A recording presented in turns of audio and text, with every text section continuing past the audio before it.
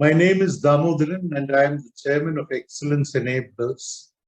It's my privilege to welcome you to this series of conversations with persons who have batted for us and continue to bat for us within and outside boardrooms and in pursuit of objectives that are important to the nation and to society. They are the evangelists who raise the bar in terms of seeking to attain what is best for humankind. And in the course of these conversations, we will discover, hopefully, some of what we don't know about them, because we know them, we know of them, but maybe there is even more. These are multifaceted personalities.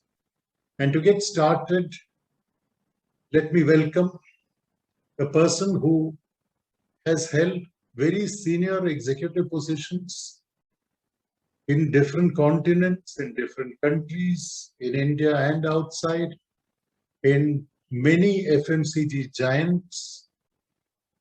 And after successfully completing her executive roles, has moved to board positions as an independent director. She is on Indian boards, she is on boards overseas, she is a strategic advisor, and she also adds value in everything that she does. Vinita Bali, welcome to the program.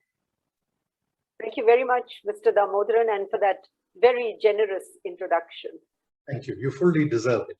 Let's get started with something that you and I share, which is a concern that corporate India must do much better than it is to safeguard the interest of stakeholders.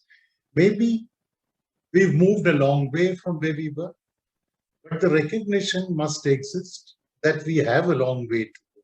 Now, you have served on boards in India, you continue to serve on boards in India. You've served on boards outside India, and even in your executive role, you've interacted with boards in a very big way. What are the takeaways that we have from boards overseas? What are the positives?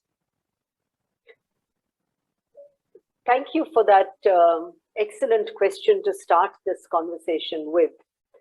I've thought about this a lot, and where I end up is that in many ways it is not about India versus overseas. I think where I have seen boards work effectively, I can talk about some of those characteristics. One is that in all those instances, I find that the chairperson is providing adequate leadership for the functioning of that board quite effectively.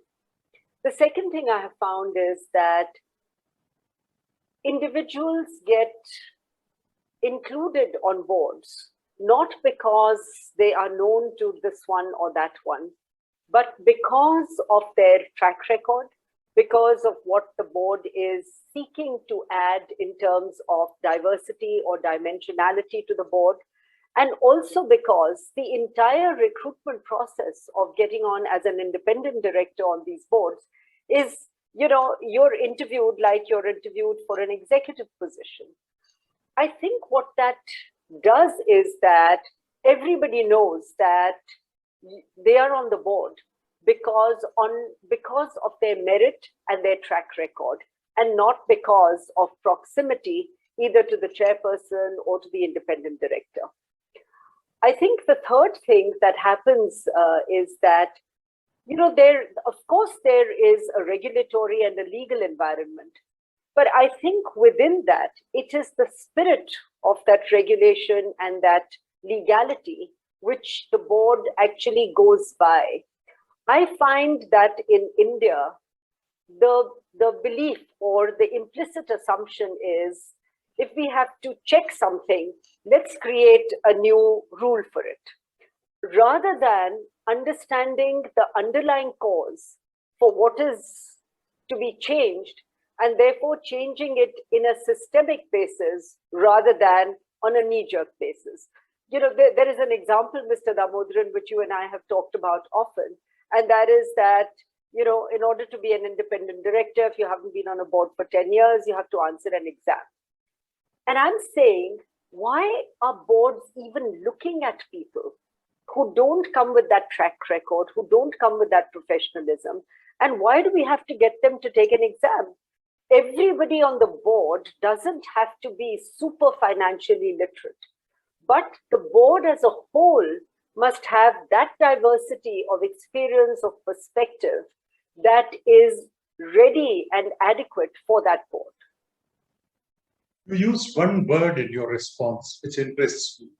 You said the selection process for directors of overseas boards.